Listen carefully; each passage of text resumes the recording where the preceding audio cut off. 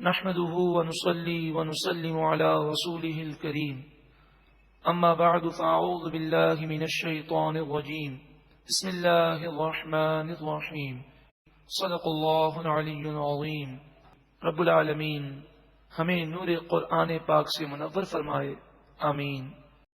وَإِذْ قَالَ ابراہیم، یاد کرو جب ابراہیم علیہ السلام نے عرض کی رب اجعل هذا البلد آمنا، اے پروردگار اس شہر مکہ کو امن والا بنا دے، وجنبنی وبنی ان نعبد الاصنام، مجھے اور میری اولاد کو بتوں کی پوجا کرنے سے محفوظ فرما، رب انہن اضللن کثیرا من الناس، اے پروردگار ان بتوں نے بہت سارے لوگوں کو گمراہ کر دیا، فمن تبعنی، پس جو کوئی میری فرمانبرداری کرے، فانہ منی، پس بے شک وہ مجھ ہی سے ہے، ومن عصانی، اور جو میری نافرمانی کرے، فانک غفور الرحیم، پس بے شک تو ہی بخشنے والا مہربان ہے، اس نافرمان پر کرم کر دے اور اسے توبہ کی توفیق دے دے۔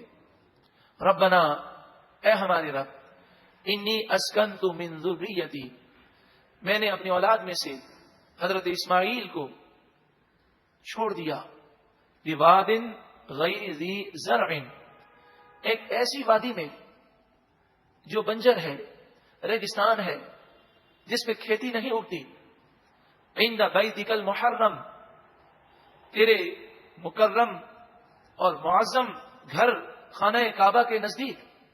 یہ اس وقت آپ نے دعا کی کہ جب حضرت بی بی ہاجرہ اور حضرت اسماعیل علیہ السلام کو چھوڑ کر آپ جا رہے تھے، اور بی بی ہاجرہ نے آواز دی اور کہا بیابان ریگستان میں تھوڑا سا پانی اور تھوڑی سی کھجوریں دے کر آپ ہمیں کیوں چھوڑ کر جا رہے ہیں؟ کیا آپ ہم سے ناراض ہیں؟ آپ نے کوئی جواب نہ دیا۔ تو کہا صرف یہ بتا دیجئے کہ آپ اپنی مرضی سے چھوڑنے آئے ہیں یا یہ اللہ کا حکم ہے؟ تو آپ نے کہا میرے رب نے حکم دیا ہے، بی بی ہاجرہ پر قربان جائیے۔ آپ نے کہا کہ اگر ہمارے رب کا حکم ہے تو ہمیں کوئی فکر کی حاجت نہیں، وہ رب ہماری مدد فرمائے گا۔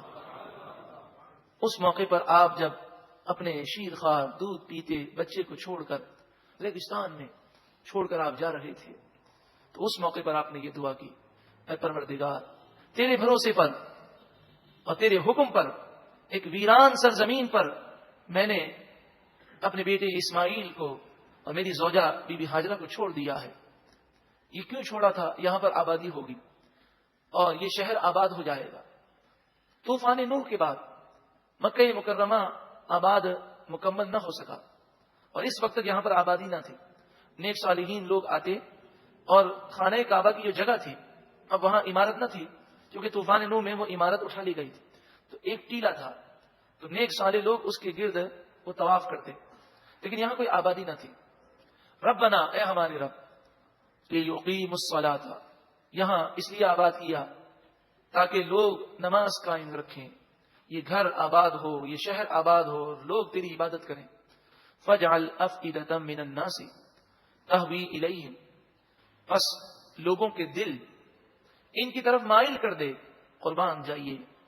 حضرت ابراہیم علیہ السلام نے کیسی دعا کی، اور آپ کی دعا کیسی مقبول ہوئی کہ اہل مکہ مکرمہ کی سرزمین اتنی پیاری سرزمین ہے کہ جتنی دفعہ حاضری نصیب ہو، شوق اور لگن کم ہونے کے بجائے اور بڑھ جاتا ہے۔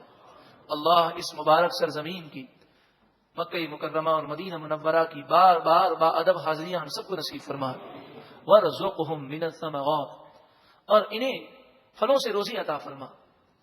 آج کل تو خیر ٹرانسپورٹ کی سہولتیں ہیں، دنیا نے بڑی ترقی کر لی، آج بھی مکہ مکرمہ میں زراعت اس طرح نہیں ہوتی جس طرح عام علاقوں میں ہوتی ہے، لیکن آج تو ہم کہہ سکتے ہیں جی ہوائی جہاز ہیں، بڑا ٹرانسپورٹ ہے، اس لیے ہر قسم کے پھل اور سبزیاں وہاں پر موجود ہیں۔ لیکن اس زمانے میں جبکہ سفر کی سہولتیں نہ تھیں، پوری دنیا میں اگر قحط بھی ہو تو اللہ تبارک و تعالی اہل مکہ پر فضل و انعام نازل فرماتا اور انہیں کوئی تکلیف نہ ہوتی۔ اس آیت میں کفار مکہ کو سمجھایا گیا کہ اب تم 7 سال سے جو قحط سالی میں مبتلا ہو، تو سوچو یہ تو وہ سرزمین ہے کہ ساری دنیا میں اگر قحط ہوتا تب بھی اس سرزمین پر قحط نہ ہوتا، تو اب یہ تمہیں جو تکلیف دی گئی ہے یہ عبرت کے لیے ہے کہ تم توبہ کر لو کہ تمہارے گناہوں کی وجہ سے اس سرزمین پر قحط سالی کی کیفیات پیدا کی گئی ہیں۔ تو ان 7 سالوں کے علاوہ کبھی بھی مکہ مکرمہ میں پھلوں اور سبزیوں کی کمی نہ رہی. تو کفار مکہ کو عبرت حاصل کرنی چاہیے، لیکن انہوں نے عبرت حاصل نہ کی، بلکہ آپ کو حیرت ہوگی یہ دعا کرانے کے لیے بھی حضور کے پاس آئے کفار مکہ، اور کہنے لگے کہ آپ نے دعا کر کے ہماری بارشیں بند کی ہیں، آپ کو قرابت داری اور رشتہ داری کا واسطہ، آپ کو آپ کے اللہ کا واسطہ، آپ ہمارے لیے دعا کریں کہ اللہ تعالیٰ بارش کو نازل فرمائے. حضور رحمت اللہ عالمین ہے، آپ نے ان کی حالتیں دیکھی تو آپ نے دعا کر دی. دعا کرتے ہی قحط سالی دور ہو گئی. اب کتنی واضح دلیل تھی کہ نبی اکرم صلی اللہ علیہ وسلم سچے نبی ہیں، لیکن پھر بھی یہ کفار ایمان نہ لائے. لعلہم یشکرون، تاکہ وہ شکر کریں. ربنا، اے ہمارے رب، انک تعلم ما نخفی وما نعلن، اے پروردگار تو جانتا ہے جو ہم چھپاتے ہیں، جو ہم ظاہر کرتے ہیں، سب کو تو جانتا ہے. وما یخفى علی اللہ من شیء فی الارض ولا فی السماء، آسمان و زمین میں کوئی چیز اللہ پر پوشیدہ نہیں ہے.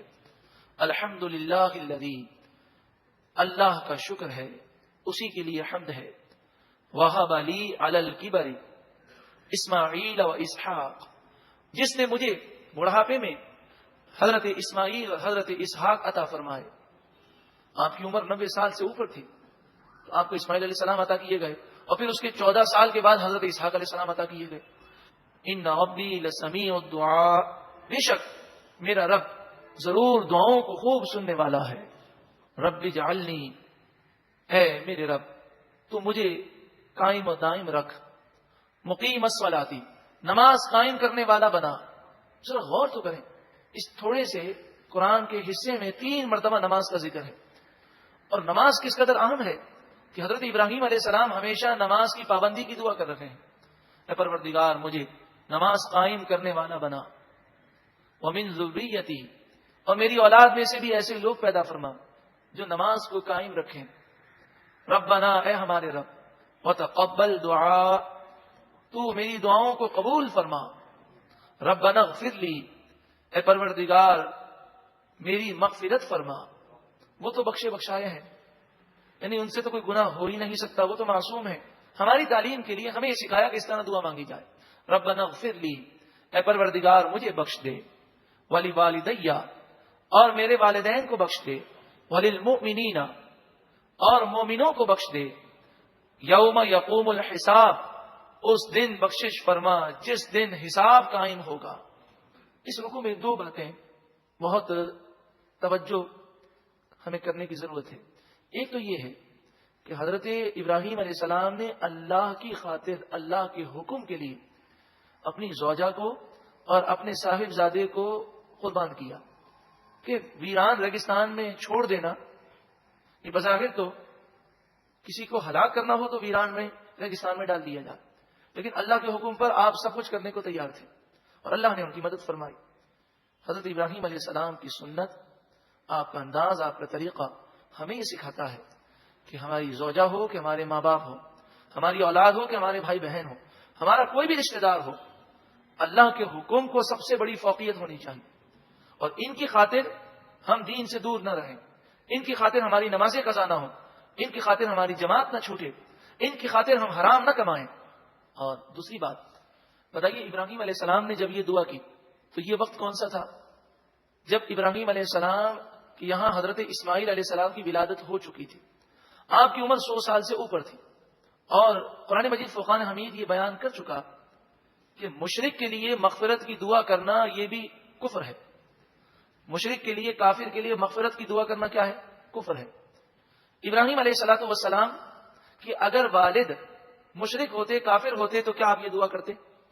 جبکہ قرآن مجید فرقان حمید بیان کرتا ہے کہ جب آپ کے سامنے یہ ظاہر ہو گیا کہ آپ کا چچا آزر یہ اب مشرک ہے تو آپ نے اس سے اعلان بیزاری فرما دیا، اور پھر آپ نے کبھی بھی اس کے لیے مغفرت کی دعا نہیں کی.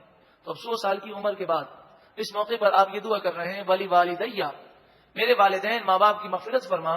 تو اس آیت سے بھی معلوم ہوتا ہے کہ ابراہیم علیہ السلام کے والد مشرک و کافر نہیں تھے، بلکہ آپ کے والد تاریخ جو ہیں وہ مومن تھے. آزر آپ کا والد نہیں بلکہ چچا ہے، اور لفظ ابن قرآن پاک میں چچا کے لیے بھی استعمال ہوا ہے. اللہ تبارک و تعالی ہمیں ابراہیم علیہ السلام کی دعا کے صدقے میں ہمیشہ نماز پڑھنے کی توفیق عطا فرمائے. اللہ تبارک و تعالی ہماری مغفرت فرمائے، اور رب العالمین حضرت ابراہیم علیہ الصلاۃ والسلام کی نیکی، آپ کی پرہیزگاری اور دین کی خاطر جو آپ نے قربانیاں دیں، اللہ تعالی ہمیں بھی نیک بنائے، پرہیزگار بنائے، اور قرآن کی دعوت عام کرنے کے لیے ہمیں بھی رب العالمین کوشش کرنے کی توفیق عطا فرمائے۔